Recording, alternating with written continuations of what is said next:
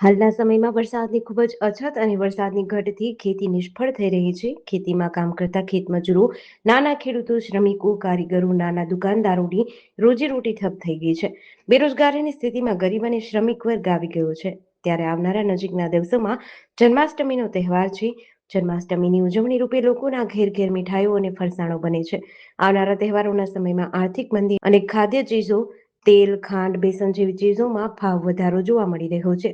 લોકો તહેવાર ઉજવવા તેલ, ખાંડ અને રવો, મેંદો ખરીદવા સક્ષમ નથી. ત્યારે જનવાદી મહિલા સમિતિના કાર્યકર અને માર્કસવાદી સામ્યવાદી પક્ષના કાર્યકરોએ મામલતદાર કચેરીએ જઈ જન્માષ્ટમીના તહેવારો ઉજવવા ગરીબોને રાહત ભાવે તેલ, ખાંડ, રવો, મેંદો સસ્તા અનાજની દુકાનેથી આપોની માંગણીઓ અંગે સૂત્રોચ્ચાર કર્યા હતા.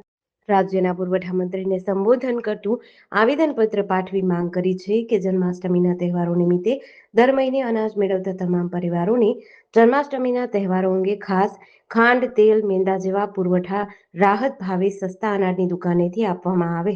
આવેદનપત્રના કાર્યક્રમમાં જનવાદી મહિલા સમિતિ આગેવાનો પ્રભાબેન રાજગુર, મધુબેન ગજેરા, ગીતાબેન સોલંકી, કવિબેન વસરા, પૂનમબેન ભાટી, નર્મદાબેન કપુપરા, નીમુબેન સોલંકી, વિનુભાઈ ઘેરવડા, ભગવાનજીભાઈ જલુ વગેરે ઉપસ્થિત રહ્યા હતા.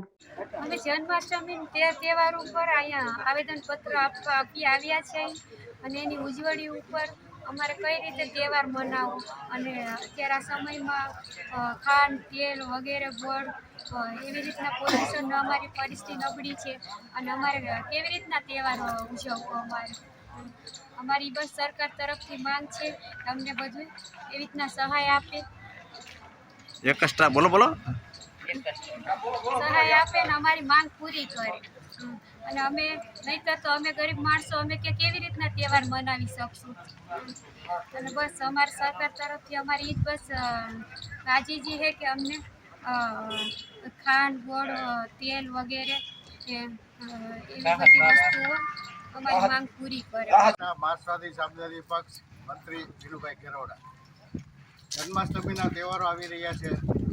દુષ્કાળનો સમય છે, વરસાદ પાણી ઓછા છે, ધંધા રોજગાર ભાવ ઠપ છે.